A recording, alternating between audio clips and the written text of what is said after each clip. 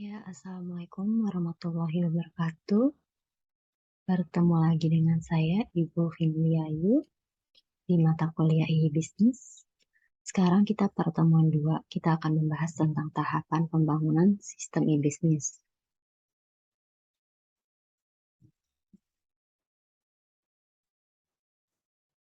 Jadi, visi dan prospek membangun e-bisnis itu, kita saat membangun e-bisnis itu, nggak hanya mengkomputerisasi sistem informasi bisnis yang kemudian dihubungkan ke internet.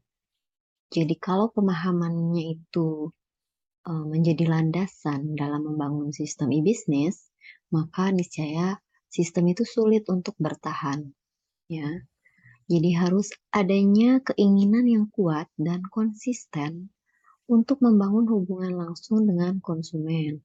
Kemudian pembangunan jaringan komunitas, lalu perluasan pasar, lalu masuk era persaingan global.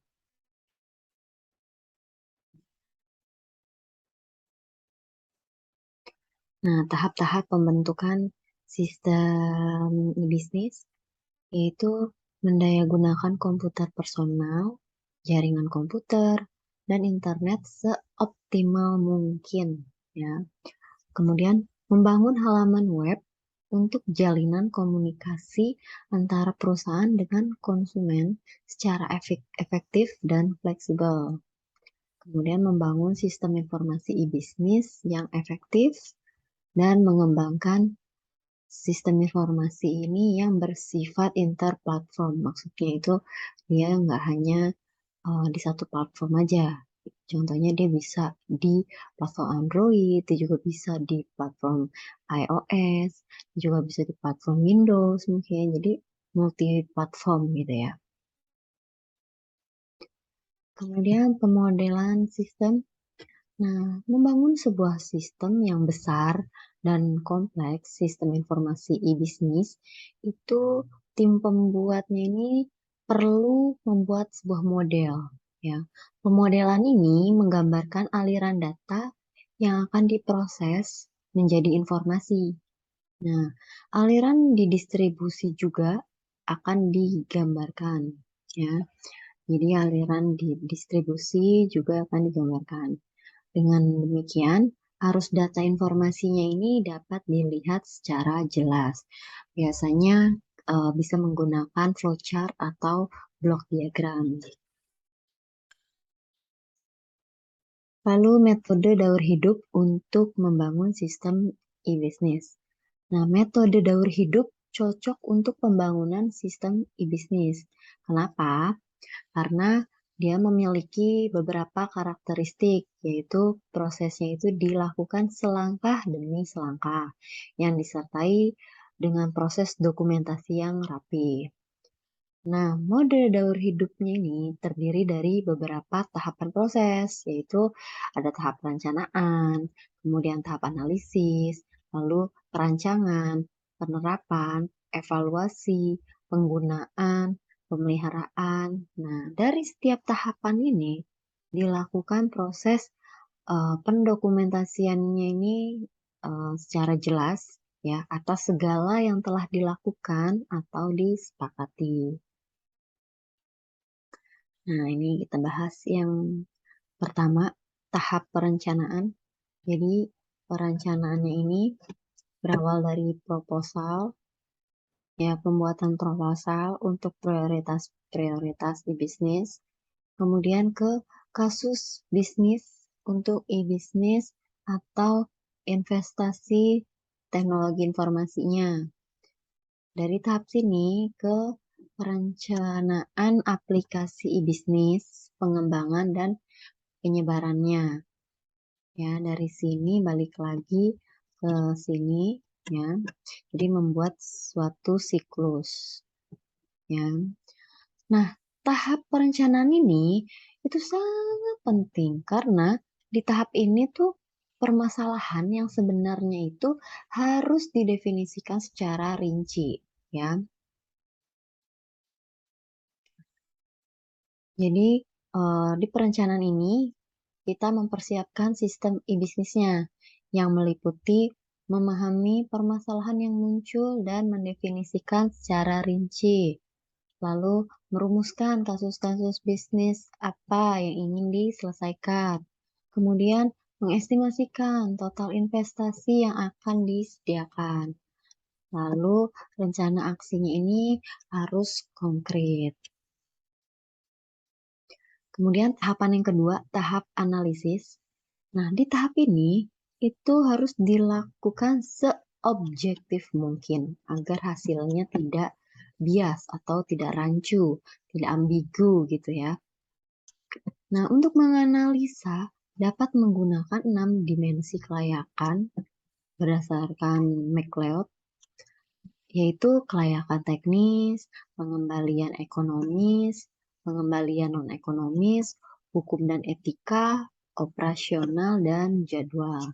Nah, faktor lain dalam menganalisa suatu kelayakan organisasi itu adalah memilih kelompok bisnis, kemungkinan permodalan, tingkat kompetisi produk, kemudian lingkungan operasional sistem, dan sistem harga.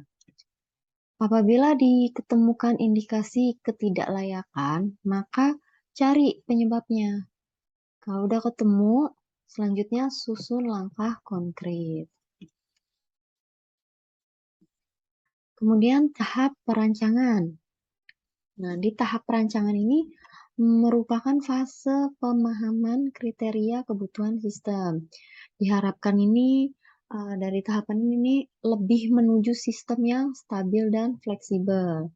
Pada tahap perancangan ini juga harus diperhatikan nih rekomendasi kelayakannya, ya. Perlu memperhatikan beberapa hal seperti kebutuhan perusahaan, kebutuhan operatornya, kebutuhan pemakai, dan kebutuhan teknis. Lalu tahap yang berikutnya itu tahap penerapan. Nah, tahapan ini adalah kegiatan untuk mengimplementasikan rancangan yang sudah dibuat tadi, ya, agar dapat diwujud nyatakan. Nah, implementasi untuk prosedur di dalam teknologi komputer akan menggunakan bahasa komputer. Nah, untuk proses yang terdapat di luar sistem komputer, disusun sebuah konvensi atau perjanjian atau tata tertib atau semacam SOP gitu ya, agar setiap orang yang terlibat dapat mengikuti alur yang telah ditetapkan. Nah, untuk merealisasikan sistem pada tahap penerapan ini ditempuh beberapa metode. Contohnya, penggunaan paket aplikasi, pengembangan oleh staf sendiri, insourcing, dan pengembangan yang dilakukan dengan kerjasama dari pihak luar seperti konsultan atau software house atau outsourcing. Kemudian tahap evaluasi. Nah, di tahap ini dilakukan uji coba sistem yang telah selesai disusun, ya, dites nih. Nah, uji coba ini diperlukan untuk memastikan kalau sistem tersebut sudah benar. Karakteristik yang ditetapkan itu tidak ada kesalahan-kesalahan yang terkandung di dalamnya. Ya, evaluasi ini merupakan uji coba sistem yang berguna untuk memastikan kalau sistemnya ini berjalan dengan benar. Kemudian memastikan sesuai nggak karakteristik sama yang sudah ditetapkan. Kemudian memastikan tidak terjadi kesalahan sampai ke penelusuran dan keterlibatan data. Nah, faktor-faktor yang harus diperhatikan saat kita mengevaluasi perangkat kerasnya itu gimana sih kemampuan perangkat kerasnya ini? Jadi kecepatan prosesnya, pendistribusiannya itu gimana? Kemudian seberapa besar biaya yang harus disediakan untuk pengoperasian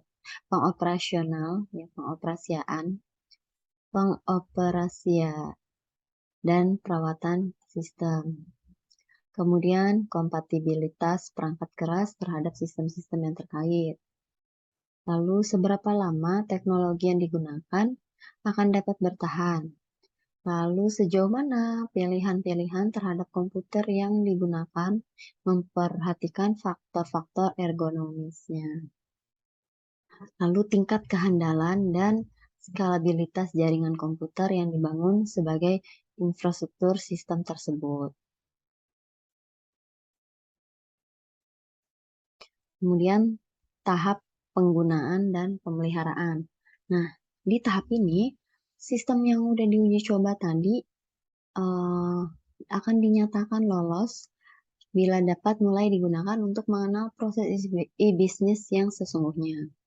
Nah, pemeliharaan sistem secara rutin dapat meliputi penataan ulang database, membackup, dan scanning virus. Sementara itu, pemeliharaan juga termasuk melakukan penyesuaian-penyesuaian untuk menjaga kemutahiran sistem atau pembetulan atas kesalahan-kesalahan yang mungkin terjadi tapi belum diketahui sebelumnya. Contohnya kayak ada bugs-bugs gitu ya. Jadi kan kadang aplikasi itu kalau dia jalan gitu ya, nggak error, dia tetap jalan, tapi ternyata ada bugs-nya gitu kan. Bisa aja kan. Nah, itu dicari gitu. Pembetulan atas bugs yang mungkin ditemukan gitu. Nah, kegagalan sistem informasi e-bisnis. Nah, faktor-faktor penyebab kegagalan itu contohnya ini sering orang memandang sistem informasi e-bisnis ini paling utama dan penting, sementara melupakan komitmen dan konsistensi terhadap materi informasi, produk, dan respon layanan kepada konsumen. Ya, itu sering terlupakan tuh. Kemudian antarmuka sistem informasinya ini suka kurang interaktif, ya, kurang komunikatif dan kurang mudah digunakan oleh konsumen, jadi nggak user friendly gitu ya. Karena antarmukanya ini sering dibangun berdasarkan selera pembuatnya. Jadi pembuatnya kan udah ngerti gitu ya, bukan orang awam. Begitu orang awam yang pakai ternyata nggak ngerti kan, nggak user friendly nih gitu. Nah itu salah satu penyebab kegagalannya ya. Lalu perubahan cara pandang, pola berbisnis, dan sistem dari tradisional dan lokal menjadi modern dan global. Perusahaan dan pebisnis membutuhkan waktu untuk beradaptasi dengan perubahan tersebut.